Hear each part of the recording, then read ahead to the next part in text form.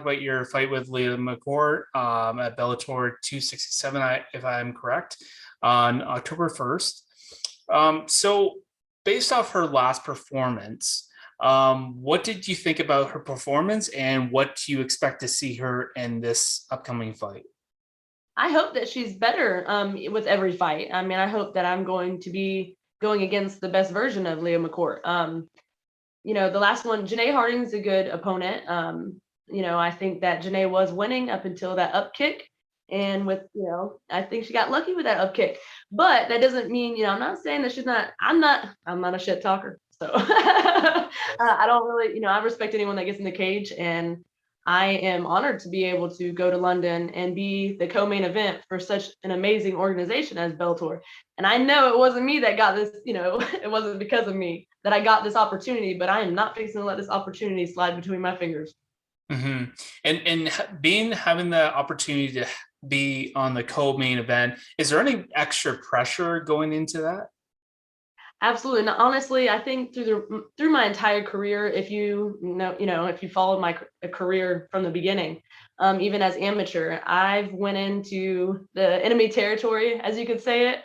I've always been the bad guy. That's why I've made videos of, like, people have put together videos for me that's saying, I'm the bad guy, duh. Like, so I am completely content being the bad guy. There's not any, pressure through my entire career almost up until getting to such a big organization. This is my first time, of course, even being on the main card for Bellator. But my entire career before that, I've been the main event. Like, I've always been towards the end. I'm used to it, I guess you could say. I'm excited. Anytime I have to, like, rise to the occasion, I'm more excited. So it doesn't feel any pressure. I mean, it's more pressure for her. That's her her hometown, or close enough anyway.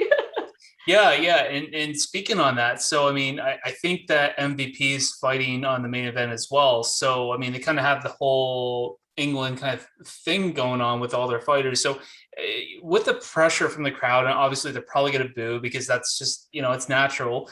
They're going for their hometown fighters. So does that ever have any kind of effect on you, or do you feel like it will, or? Actually amps me up more. It actually Yeah. fuels my fire. Even just with, like, Amber Librock, I came to her once again. It was in California, and I was booed the entire time walking out. So I'm actually really used to being booed.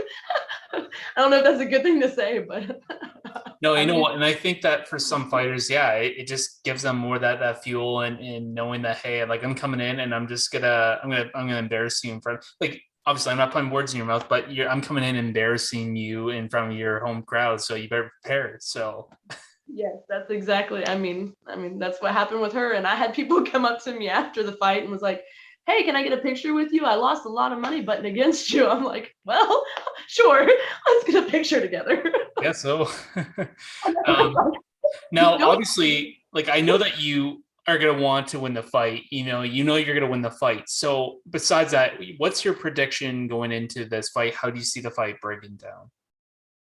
Honestly, she's fairly well rounded. I feel like I'm well rounded. It could go either way. But I will get my hand raised at the end of that fight. I don't care when it ends, the first, second, third. We can go all rounds, but I'm gonna finish it. I'm not letting it go to the scorecard. Like my last fight, decision, that's not normally I don't do that. I don't do that. I don't go to decision. So